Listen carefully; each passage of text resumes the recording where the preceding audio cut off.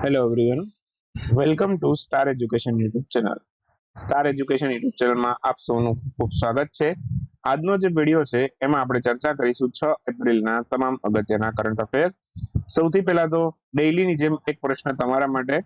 આજનો ક્વેશ્ચન એવો છે કે હાલમાં જ કમ્બાઇન્ડ કમાન્ડર કોન્ફરન્સ છે એનું આયોજન નીચેનામાંથી કયા સ્થળે કરવામાં આવેલું હતું? તો ક્વેશ્ચનનો આન્સર તમારે આપવાનો છે કોમેન્ટમાં. શરૂ કરીએ આજનો વિડીયો 6 એપ્રિલના તમામ અગત્યના કરંટ અફેર. હાલમાં જ કયા ભારતીય શહેર છે એને વર્લ્ડ ટ્રી સિટી 2022 ની અંદર સામેલ કરવામાં આવેલું છે?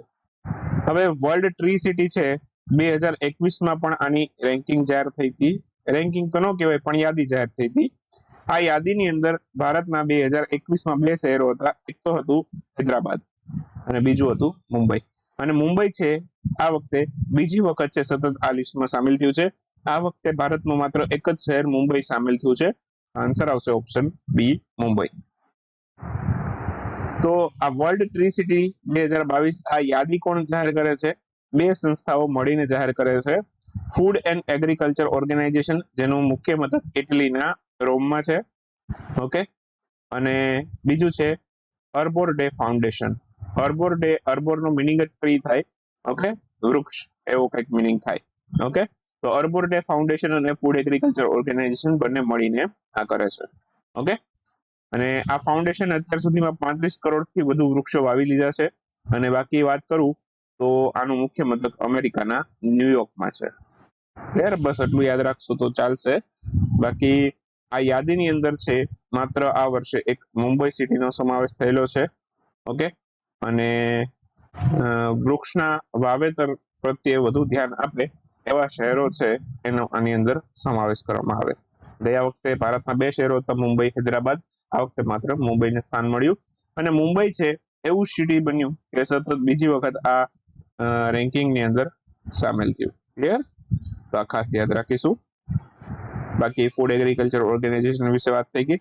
હા, મુંબઈમાં બીજી એક હમણાં એક વાર્ષિક સંમેલન થયું હતું ઇન્ડિયન ઓલિમ્પિક એસોસિએશનનું, તો એ પણ આપણે સાથે સાથે યાદ રાખીશું.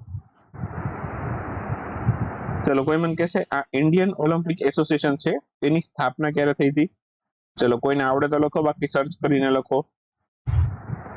International day of sports for development and peace આ દિવસ ક્યારે ઉજવાય છે? International day of sports for development and peace આ 6 એપ્રિલે હોય છે. આજે આ દિવસની ઉજવણી કરવામાં આવી છે. તો હાલમાં જ international day of sports for development and peace આની ઉજવણી છે હાલમાં જ 6 એપ્રિલ 2023ના રોજ કરવામાં આવેલી. બાકી વાત કરું તો સંયુક્ત રાષ્ટ્ર દ્વારા રમતગમતમાં વિકાસ શાંતિ લાવવા માટે છે આ દિવસ ઉજવવામાં આવે છે. અને સૌથી પહેલી વખત આ દિવસની ઉજવણી છે 2013માં કરવામાં આવેલી.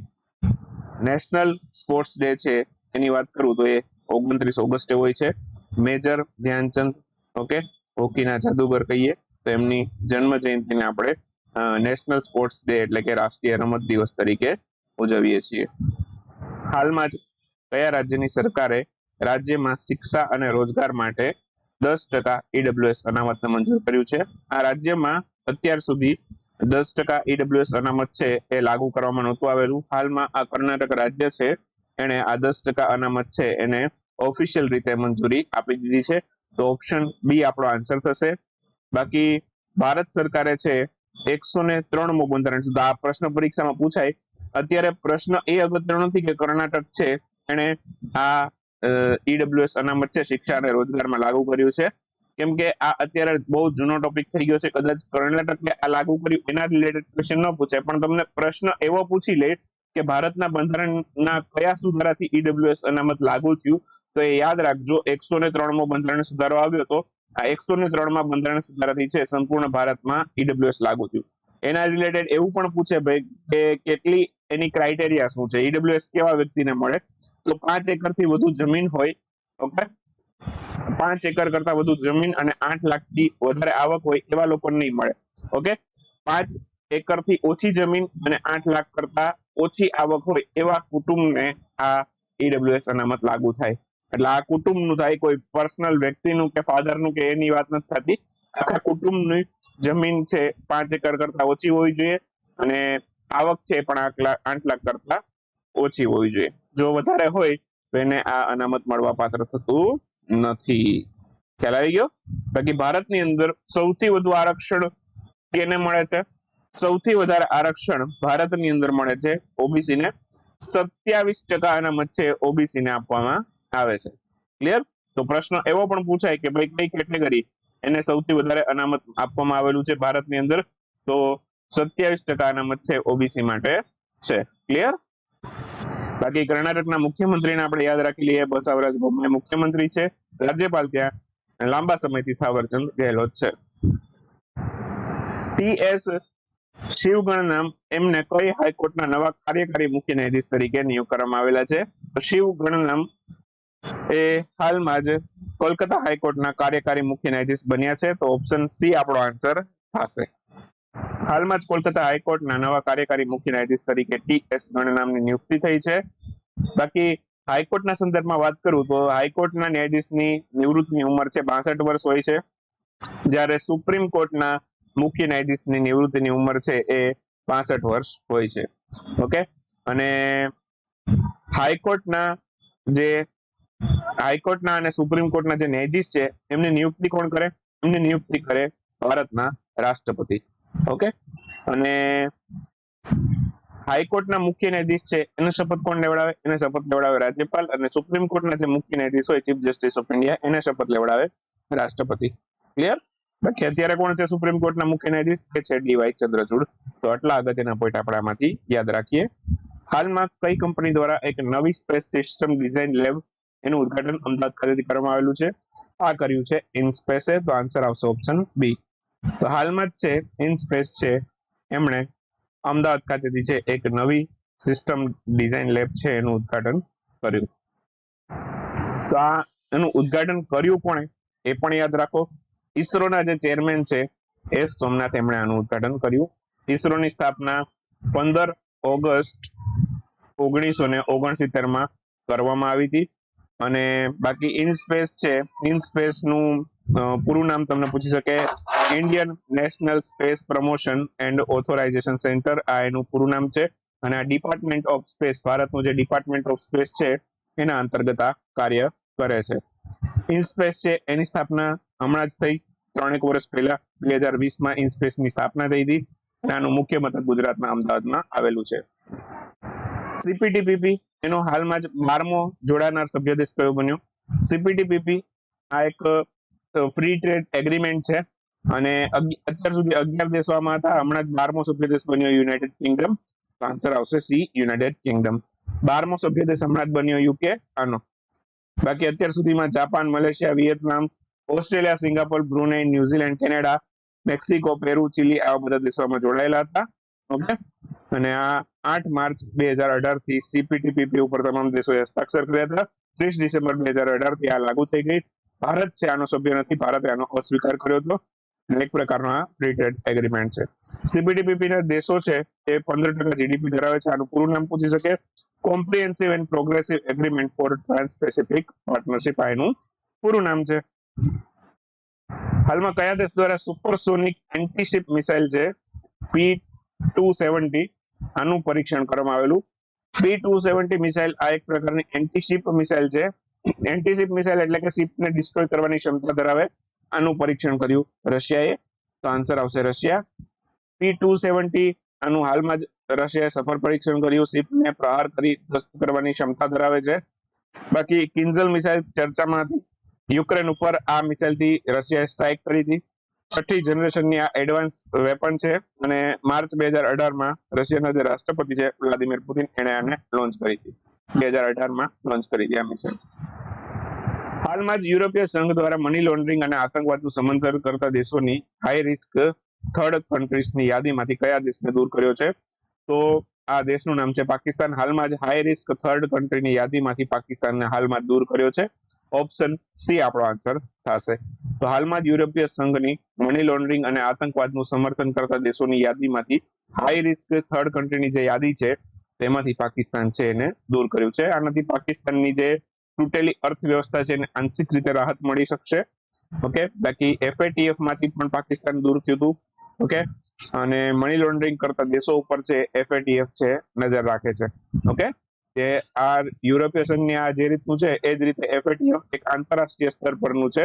ઓકે, તો ફાઇનાન્શિયલ એક્સેસ ટાસ્ક ફોર્સ આ એનું પૂરું નામ થાય એફએટીએફ નું. અને આની અંદર બ્લેક લિસ્ટ ને ગ્રે લિસ્ટ હોય. બ્લેક લિસ્ટ ની અંદર ખૂબ જ વધારે પડતા પ્રતિબંધ હોય, કોઈ પણ દેશો એની હેલ્પ પણ ના કરી શકે એટલા પ્રતિબંધ હોય. અને બાકી ગ્રે લિસ્ટ ની અંદર માઇનોર પ્રતિબંધ રાખવામાં આવતા હોય, પણ એ પ્રતિબંધ પણ કડક હોય છે. ઓકે, તો બ્લેક લિસ્ટ ની અંદર વાત કરું તો 3 દેશો છે અત્યારે, નોર્થ કોરિયા, ઈરાન અને મ્યાનમાર. મ્યાનમાર છે ઓક્ટોબર ની અંદર સામેલ થયું હતું, ઓક્ટોબર 22 ની અંદર. તો અત્યાર સુધી 2 જ હતા, ઓક્ટોબર 22 માં ત્રીજું જોડાયું મ્યાનમાર, હજી છે જ એમાં બ્લેક લિસ્ટમાં. બરાબર. પાકિસ્તાન છે એ પણ ગ્રે લિસ્ટ માંથી દૂર થયું, એની સાથે બીજા પણ 1-2 દેશો દૂર થયા હતા, એ ઓક્ટોબરમાં આપણે વાત કરી ગયા. ઓકે, પણ પાકિસ્તાન એફએટીએફ ની ગ્રે લિસ્ટ માંથી દૂર થયું એ અત્યારે મહત્વનું છે, કેમ કે આપણે પાકિસ્તાનની વાત કરીએ છીએ. એફએટીએફ માં એક હમણાં નવી ઘટના બની હતી. રશિયાની સદસ્યતા છે એફએટીએફ માંથી સમાપ્ત કરી દેવામાં આવી. રશિયા એફએટીએફ નો મેમ્બર કન્ટ્રી હતો, તો એને એફએટીએફ માંથી હવે દૂર કરી દીધો. ક્લિયર? આટલા પોઈન્ટ યાદ રાખશું. બાકી ભારત છે એ પણ એફએટીએફ નો સભ્ય દેશ છે, એ યાદ રાખશું. હાલમાં જાહેર થયેલ રિપોર્ટ પ્રમાણે કયા રાજ્યમાં પ્રતિ લાખ વ્યક્તિ પર પોલીસ પબ્લિક અનુપાત સૌથી ઓછો છે? એટલે કે 1 લાખ વ્યક્તિ હોય, ઓકે, તો 1 લાખ વ્યક્તિએ પોલીસો એની ઉપર કેટલી છે?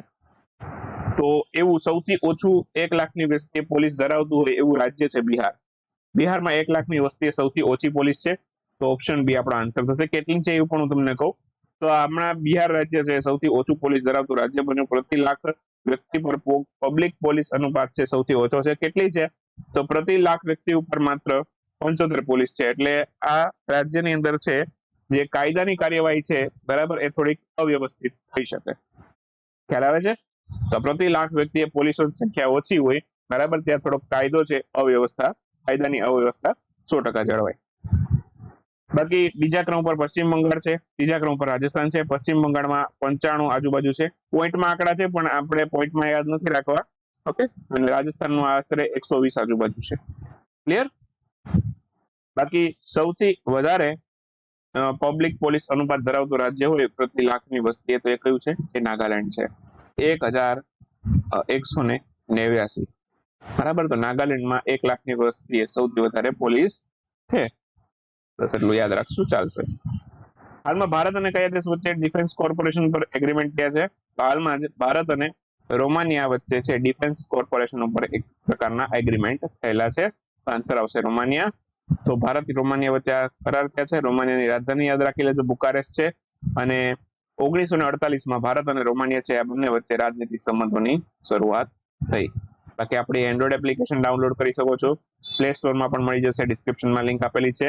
અને વેબસાઇટમાં પણ સેમ ઇન્ટરફેસ છે, stareducation.net.in. આ વેબસાઇટ ખોલશો તો તમે એપ્લિકેશન ડાઉનલોડ કર્યા વગર પણ આપણું કન્ટેન્ટ એક્સેસ કરી શકશો. ઇનફેક્ટ તમે લેપટોપ, ડેસ્કટોપ, તમારી પાસે કમ્પ્યુટર હોય તો એમાં પણ આપણા વિડીયો લેક્ચર્સ ને પીડીએફ ને બધું રીડ કરી શકશો મોટી સ્ક્રીન ઉપર. ક્લિયર? તો જેમને પણ ઈચ્છા છે આપણો કરંટ અફેરનો કોર્સ લેવાની, લઈ શકે છે. અત્યારે ઓફર ચાલે છે, 365માં હું તમને 1 વર્ષની વેલિડિટીનો કોર્સ આપું છું. જેમને પણ ઈચ્છા છે લઈ શકે છે. ઓકે, અને કેટલું પૂછાય છે, બરાબર, મેં તમને હોમ પેજ ઉપર જ રાખીને આપ્યું છે કે આપણા કન્ટેન્ટમાંથી કેટલું પૂછાય છે. લાસ્ટ જીપીએસસી ની પરીક્ષાઓ ગઈ એમાં કેટલું પૂછાયેલું, બિન સચિવાલયના સ્ક્રીનશોટ છે. તો જે પણ ગુણ સેવાની પરીક્ષા છે અને કોન્સ્ટેબલની આ બધી પરીક્ષાઓના સ્ક્રીનશોટ આપણે રાખેલા છે, એપ્લિકેશનમાં તમે જોઈ શકો છો. તો મળીએ નેક્સ્ટ વિડીયો લેક્ચરની અંદર નવા કરંટ અફેર સાથે. ત્યાં સુધી રજા લઈએ. આવજો, બાય બાય, ગુડ નાઇટ, શુભરાત્રી. Thank you for watching Star education.